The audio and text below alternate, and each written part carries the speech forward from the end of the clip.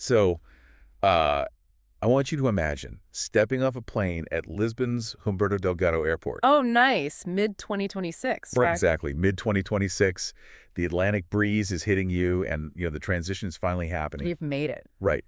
You have meticulously planned this early retirement for, what, a decade? Yeah. You mapped out the visas, you navigated the Rule of 55 to access your 401k without those awful penalties. Which is huge. Yeah. Totally huge. And your withdrawal spreadsheets are just flawless.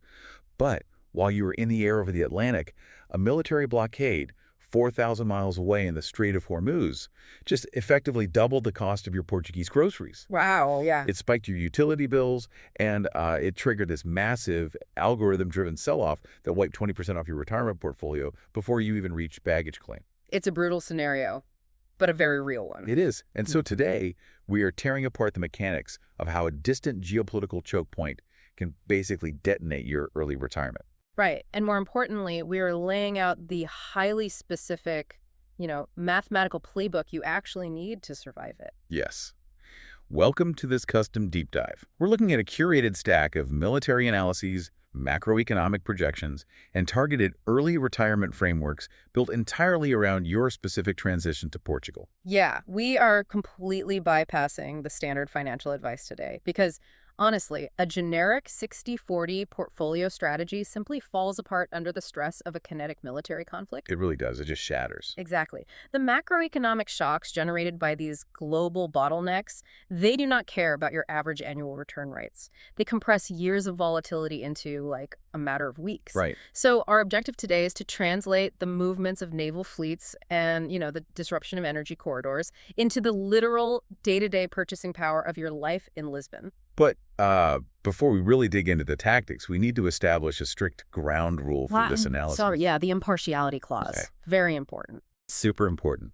Because the intelligence and economic projections we're looking at in these sources, they involve highly volatile, politically charged scenarios. Very much so. We are examining the potential for active U.S. military intervention, the seizing of strategic islands, and forced reopening of international shipping lanes. So let me be perfectly clear to you listening right now. Right. We are evaluating these kinetic military actions strictly as catalysts for capital flight, supply chain destruction, and commodity inflation. Exactly. We are not endorsing a geopolitical strategy. No. We're not taking a stance on foreign policy, and we are absolutely impartial regarding all the actors involved. Yeah, our only interest here is the economic blast radius, and specifically how it hits your target retirement date.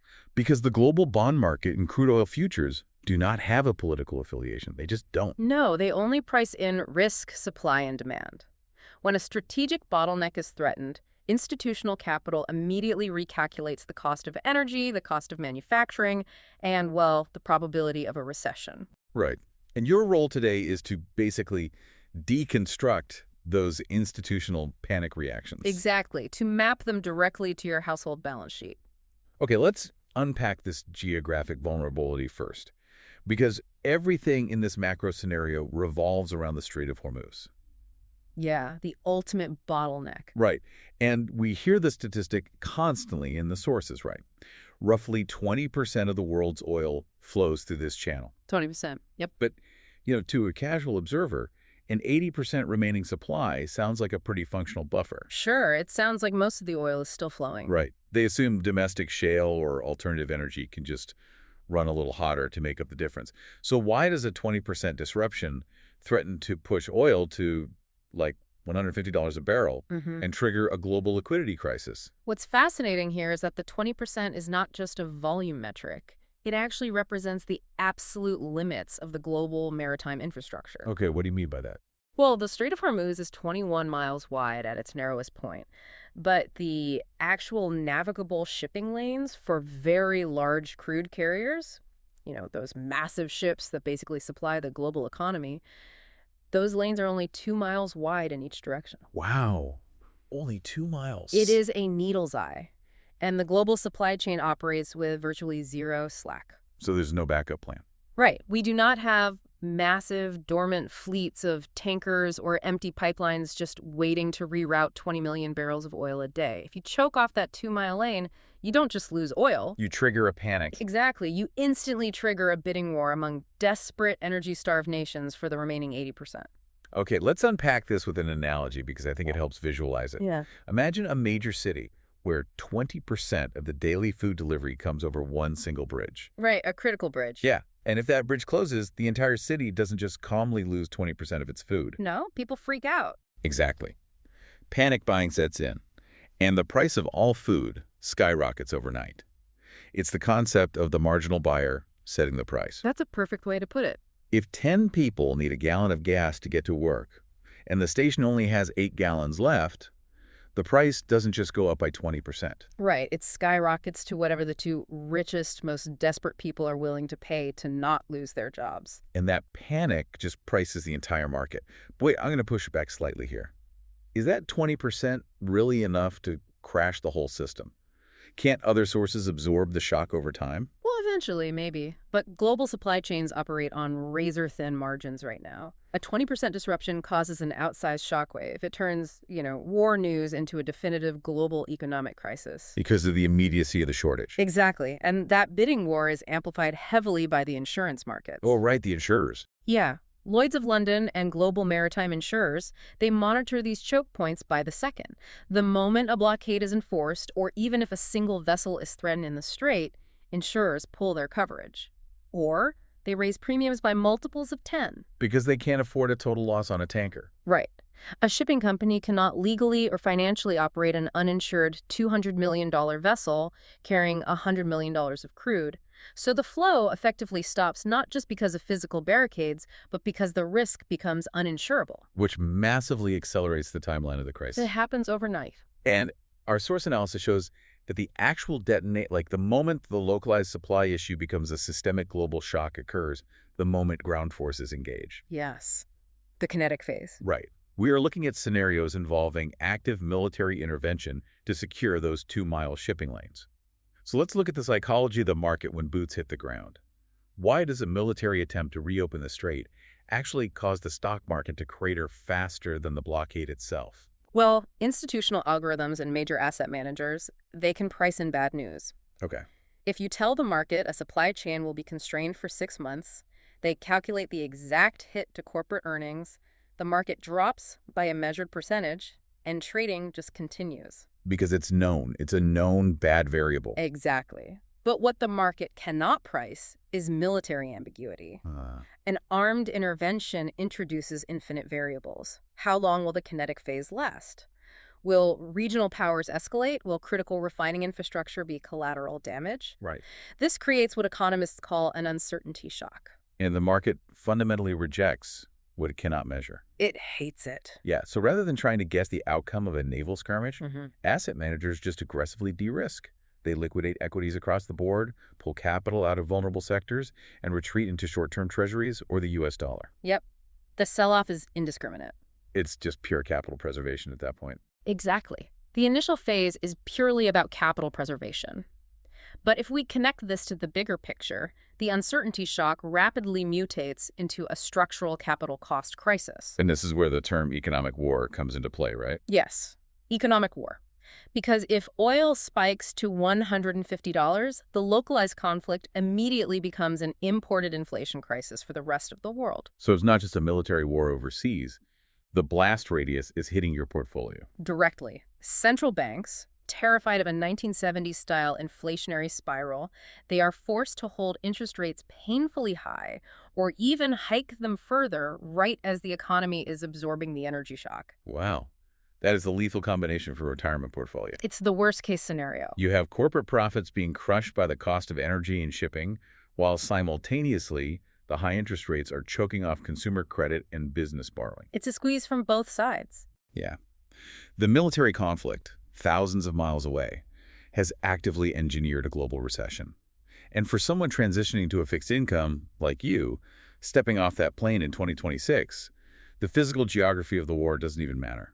Not at all. The economic blast radius is entirely agnostic to borders. We really have to translate that macro-level recessionary environment into the micro-level reality of an expat in Portugal. Let's do it. Because a Portuguese retirement is uniquely vulnerable to this specific type of geopolitical stagflation. Why specifically Portugal? Well, think about your assets versus your liabilities. Your 401k portfolio is anchored heavily to U.S. monetary policy and the earnings of American corporations. Right.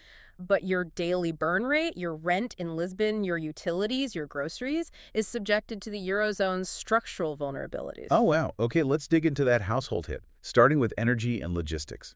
Because the United States is functionally a net energy exporter now, thanks to the Permian Basin and domestic shale. Right, the U.S. has a buffer. But Europe is fundamentally short on energy. Extremely short. They rely heavily on imported liquefied natural gas and maritime crude. So when the Strait of Hormuz shuts down, Europe has to aggressively outbid Asia for alternative shipments. Exactly.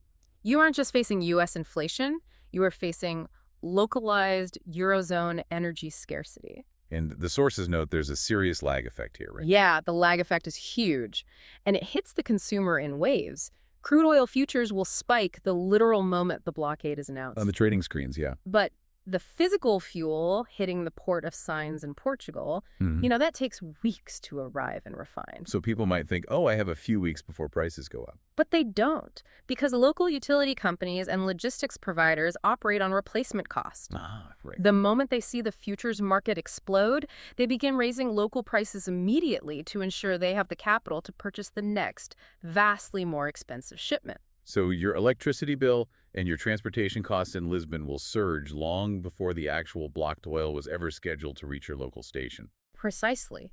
You feel the financial shock before the physical shortage even arrives. Here's where it gets really interesting, though. The energy shock doesn't stop at the gas pump or the utility meter. It goes straight into the agricultural supply chain. Food inflation, it's Yeah. devastating. Yeah. We often think of food inflation as a secondary effect, like, oh, maybe diesel costs more for the delivery trucks, so the apples cost a bit more. Right, a logistics premium. But the sources point out that the integration of petroleum into the global food supply is chemical, not just mechanical. Yes, you are referring to the Haber-Bosch process. The Haber-Bosch process. Break that down for us. This is perhaps the most critical vulnerability in modern civilization. To grow enough food to sustain the global population, we rely heavily on synthetic nitrogen fertilizers. Okay. And the primary feedstock for creating that anhydrous ammonia fertilizer is natural gas. So the fertilizer is literally made from natural gas. Exactly. When geopolitical conflict chokes off the global energy supply, natural gas prices surge. That makes fertilizer production economically unviable. So the chemical plants just shut down. They have to. They can't operate at a loss. Wow. So a naval blockade in the Middle East directly results in a chemical shortage for farmers in Spain and France. Which borders Portugal. Right. The farmers apply less fertilizer, the crop yields plummet across the continent, and suddenly the price of fresh produce at your local Lisbon market skyrockets. The energy crisis literally metabolizes into a localized food crisis. This is the invisible, compounding nature of the inflation you will face. It is not just that your euros are buying less.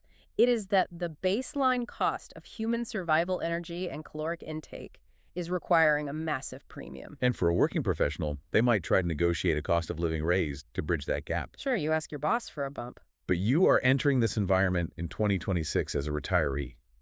You don't have a corporate salary to negotiate. No. Your only lever to pull to get more cash is liquidating more of your portfolio. Which brings us to the absolute core of this deep dive. This is the danger zone. Sequence risk. Yes. If inflation is driving up your monthly burn rate in Portugal, the natural instinct is to withdraw more cash from your 401k to cover the difference. Just take out a little extra to pay for the expensive groceries. Right. But drawing down on a portfolio during an algorithm-driven geopolitical market crash triggers the most dangerous mathematical trap in wealth management: sequence of returns risk. Let's really drill into this because this is the existential threat for a 2026 retiree. If you take nothing else away from this analysis today, you must internalize the mechanics of sequence risk. Okay, lay it out for us. During the wealth accumulation phase of your career, like your 30s and 40s, a market crash is actually highly beneficial. Because everything is on sale. Exactly. You are dollar cost averaging into discounted equities. You are acquiring more shares for the exact same monthly 401k contribution. So a crash is great when you're working. But the moment you retire and flip from accumulating assets to distributing them, When you start taking the money out. right, A market crash becomes an existential threat to your financial longevity. I want to put the math into a physical reality to make it really tangible. Sequence risk is like owning a massive income-producing apple orchard. I love this analogy. Right. So in a normal year, you pick a small percentage of the apples, sell them at the market rate, and you comfortably pay your living expenses. And the trees continue to grow. Exactly. They produce more apples next year. But what happens if a global economic shock hits? The market tanks. The price of apples plummets, and your basic living expenses, your property taxes, your equipment fuel double because of that inflation we talked about. So selling your normal harvest doesn't generate nearly enough cash to survive. Right. So you are forced to make a catastrophic choice. To generate the cash you need, you cannot just sell the cheap apples anymore. You have to start chopping down the trees themselves and selling the raw timber. Yes. You are liquidating the underlying asset. You are destroying the compounding engine. And that's the tragedy of it. When the geopolitical crisis eventually resolves, when the street reopens and the market roars back to life a few years later, your portfolio doesn't recover. It can't. Because you sold the shares at the absolute bottom just to buy those expensive Lisbon groceries. You have significantly fewer shares participating in the recovery. You have permanently locked in a temporary geopolitical panic. The math is entirely unforgiving here. Completely. A 20% drawdown early in retirement, combined with an elevated withdrawal rate to combat inflation, it can deplete a portfolio decades faster than if that exact same drawdown occurred 10 years later. Wow. Your exposure to sequence risk peaks the exact month you plan to move to Portugal in 2026. Okay, so a savvy investor looking at this landscape might look for an aggressive tactical pivot. They're trying to time the market. Yeah. If we know a conflict in the Strait of Hormuz is going to crash tech and retail, but send energy and defense stocks to the moon, why wouldn't you just liquidate the vulnerable sectors of your 401k right now and heavily rotate into domestic energy producers? It's tempting. I mean, if you know the shock is coming, why not front-run it? Because attempting aggressive sector rotation in the shadow of a kinetic conflict is exactly how retail investors get slaughtered by institutional capital. Slaughtered? Really? Oh, absolutely. By the time the geopolitical tension escalates to the point where you decide to buy an oil major or a defense contractor, the algorithmic trading desks and hedge funds have already priced the conflict into the stock. Because they react in milliseconds. Exactly. You are paying a massive premium. You're buying at the absolute peak of the panic. So you are basically buying the geopolitical hype after the smart money has already placed their bets and taken their profit. Exactly. And you are exposing yourself to violent whiplash. Geopolitical situations are highly fluid, right? Fluid. So what happens if you dump your tech stocks at a loss, buy energy at an all-time high, and then 3 days later, some back-channel diplomatic resolution is reached? Oh, man. The blockade is lifted. Right. The blockade is lifted, the price of crude collapses overnight, your newly acquired energy stocks plummet, and the tech sector you just abandoned surges on the relief rally. You have successfully captured the downside of both market moves. It's the ultimate double whammy. You cannot out-trade a military conflict when your retirement date is 24 months away. So to understand the futility of panic trading these events and to build an actual defense against them, the sources tell us we have to look at the historical precedents for energy-driven market shocks. Yeah, history's rhyme. Because the architecture of a geopolitical panic follows a relatively predictable trajectory. And analyzing the structural differences between past crises tells us exactly what we are facing in 2026. The defining analog for a worst-case scenario is definitely the 1970s. The 1973 oil crisis. Right. Triggered by the OPEC embargo. That fundamentally broke the post-World War II economic expansion. But it was lethal because it collided with a massive structural shift in global finance. The collapse of the Bretton Woods system. Yes. And the U.S. dollar coming off the gold standard. It wasn't just a supply shock. It was a total recalibration of fiat currency. And the result was entrenched stagflation. Terrible stagflation. You have this agonizing decade where equity multiples compressed severely. The high-flying Nifty 50 stocks of the era were absolutely decimated. Because central banks, specifically Paul Volcker later in the decade, had to weaponize interest rates, pushing them to near 20%. Just to break the back of inflation, it took nearly a decade for the market to truly recover its purchasing power in real inflation-adjusted terms. Now, contrast that structural nightmare with the 1990 Gulf War. Right, a very different setup. The Iraqi invasion of Kuwait caused an immediate, severe spike in crude prices, and a sharp market contraction. That was driven by the uncertainty shock we talked about. But Operation Desert Storm was a definitive, overwhelming kinetic action with a clear timeline and objective. Exactly. The uncertainty was resolved rapidly, the oil markets stabilized, and the equity markets rebounded sharply within months, not decades. And the 2003 Iraq War followed a similar behavioral pattern. The market actually bottomed out in the lead up to the invasion, constantly selling off on the rumors and the UN presentations. The anticipation was worse than the event. Yes. But the moment the invasion actually launched, the moment the ambiguity vanished, the market rallied. It is the classic buy on the sound of cannons phenomenon. Right. Once the worst-case scenario is a known entity, capital flows back in. This raises an important question regarding your specific planning timeline. Historical data proves that markets always absorb geopolitical shocks and eventually recover to new highs. The capitalist system finds a way to route around the damage. So why do these events permanently destroy so many retirements? Because the concept of eventual recovery is entirely irrelevant if your timeline doesn't align with the market's timeline. Yes. If you are 35 years old, an oil shock is a non-event. You keep dollar cost averaging into your index funds and you wait out the stagflation. Grab some popcorn and wait. But you are retiring in 2026. You don't have a decade to wait for the S&P 500 to organically recover from a major kinetic conflict in the Middle East. You need cash to pay your Lisbon landlord today. Which is why we are discarding theoretical market timing and moving directly into the grounded, mechanical action plan our analysis demands. The playbook. Let's get into the nuts and bolts. You need a structural defense that completely insulates your daily life from the volatility of your 401k.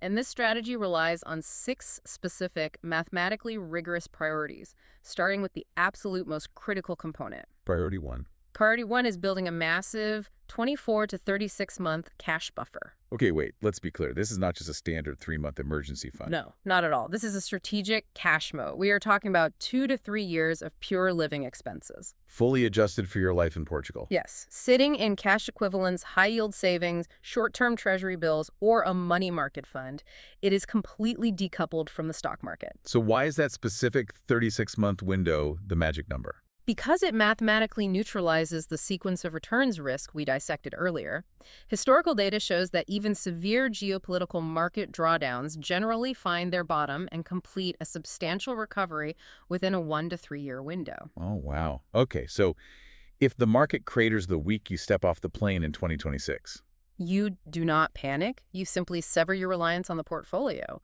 You pay for your groceries, your travel, and your rent entirely from the cash buffer. you refuse to chop down the apple trees. Exactly. You give your 401k the uninterrupted timeline it needs to absorb the shock, ride out the high interest rates, and recover its value without realizing a single dollar of loss. The cash buffer basically buys you the ultimate luxury in investing, patience. Which seamlessly integrates with priority 2, mastering staged withdrawals. Right, because you aren't just pulling money out randomly. A cash buffer allows you to be deeply tactical with how and when you pull capital. If you are planning to pull a lump sum to purchase a vehicle or fund a major home renovation in Portugal and the Strait of Hormuz suddenly spikes inflation and tanks the market, You pause the discretionary spending. exactly. You dynamically adjust your burn rate to protect the core portfolio. Let's contextualize that burn rate with priority 3, which is projecting Portugal-specific inflation. Because the appeal of a Southern European retirement is often the lower baseline cost of living, right? Sure, generally speaking, it's cheaper than the U.S. But as we established, an energy shock disrupts that baseline violently. You are moving to an economy highly exposed to maritime energy imports. And the influx of digital nomads and expats has already structurally elevated housing costs in Lisbon, Porto, and the Algarve. So you cannot build your cash buffer based on 2023 pricing models. No, you have to aggressively stress test the budget. If your baseline modeling assumes a 3% annual inflation rate, you must recalculate your buffer assuming 6 or 7% localized inflation for your first 3 years. You have to ask yourself, can your cash reserves absorb a 30% spike in utility costs without forcing you to sell equities? The margin of safety must be robust. Because the moment you exhaust that cash buffer, you risk violating priority 4. Do not panic sell the long-term holdings. The psychology of a market crash is just brutal. It really is. When you see a lifetime of savings bleeding out by the hundreds of thousands, the biological urge to stop the pain and move everything to cash is overwhelming. It's natural. But liquidating your core portfolio during an inflationary energy crisis is financial suicide. Strong words, but true. The capital you need for years 4 through 30 of your retirement must remain exposed to growth assets. Equities are one of the few asset classes that fundamentally outpace inflation over long durations. Because companies can raise their prices to offset their input costs. Exactly. If you retreat entirely to cash, inflation will silently and permanently erode your purchasing power. You will technically have the same number of dollars, but you will not be able to afford your life. That doesn't mean you blindly hold maximum risk, though. Priority 5 dictates a slight tactical risk reduction as you approach the 2026 threshold. Right, a glide path. If your portfolio is currently hyper-aggressive, say 90% equities and 10% bonds, it is prudent to initiate a glide path toward a slightly more defensive posture. Perhaps 70% equities and 30% fixed income. However, you have to be highly strategic about how you allocate that fixed income. In an environment where an oil shock forces central banks to hold interest rates high, long-duration bonds will suffer severe price declines. Yeah, duration risk is real. You must manage it carefully, focusing on short-term debt instruments that won't lose massive principal value if rates spike, while still providing a yield that outpaces basic savings. So what does this all mean for your master plan? Priority 6 is the synthesis. Stick to the execution, but stress test it against the worst-case macroeconomic variables. The plan has to hold up under pressure. And I really want to speak directly to the engine of your specific strategy, the Rule of 55. Yes. Section 72T. All right. For the uninitiated, IRS Provision 72TA allows a worker who leaves their employer in or after the year they turn 55 to access the funds in that specific employer's 401k without facing the standard 10% early withdrawal penalty. It is a phenomenal mechanism for bridging the gap between early retirement and standard Social Security or Medicare ages. It bypasses the traditional 59.5 age restriction entirely. It is absolutely brilliant. But utilizing the Rule of 55 fundamentally changes your risk profile. It does. Starting in 2026, you will be singularly reliant on that specific 401k for your complete liquidity. You do not have an alternative income stream. No W-2 income to fall back on. Right. This is why the integration of the Rule of 55 and the 36-month cash buffer is so incredibly vital. The Rule of 55 provides the legal framework to access your capital, but the cash buffer provides the mathematical armor to ensure you only access that capital when the market conditions are favorable. Exactly. Without the cash moat, the Rule of 55 simply gives you penalty-free access to destroy your portfolio during a geopolitical drawdown. Right, you're just legally allowed to ruin your own retirement without a penalty. Pretty much. But with the cash moat, the Rule of 55 gives you the ultimate flexibility to optimize your tax bracket and fund a multi-decade European retirement. The preparation determines the outcome. So we have mapped the entire blast radius today. We started with a 2-mile shipping lane in the Middle East, modeled the algorithm-driven uncertainty shock of a ground invasion. We tracked the chemical supply chain that drives up your Lisbon grocery bill. Yes, and built a mathematical fortress to protect your Rule of 55 withdrawals. The bottom line from our analysis of these sources is undeniable. A conflict in the Strait of Hormuz is not abstract geopolitical noise. It represents a severe systemic threat to global liquidity and a direct attack on your early retirement purchasing power. It essentially guarantees elevated volatility, imported inflation, and a high probability of a prolonged high interest rate environment. The headwinds are severe, but the architecture of your defense is sound. By front-loading a multi-year cash reserve, you are stripping the market of its ability to force your hand. You are dictating the terms of your retirement, regardless of the macroeconomic weather. Exactly. Now, as you continue to refine your spreadsheets and finalize your transition, I want to leave you with a macro-level perspective to mull over. We have focused intensely on how this potential 2026 shock will force you to play defense. You are building a massive buffer to survive a sudden disruption of a global economic choke point. But there's always a bigger picture. There is. Look past the immediate crisis. If a single geographic bottleneck can so easily threaten global food supplies, plunge the world into stagflation, and terrify central banks, how might this very crisis act as the ultimate catalyst for change? Right. If the global economy suffers a massive, painful energy shock in the late 2020s, it may finally force a permanent restructuring of energy dependence.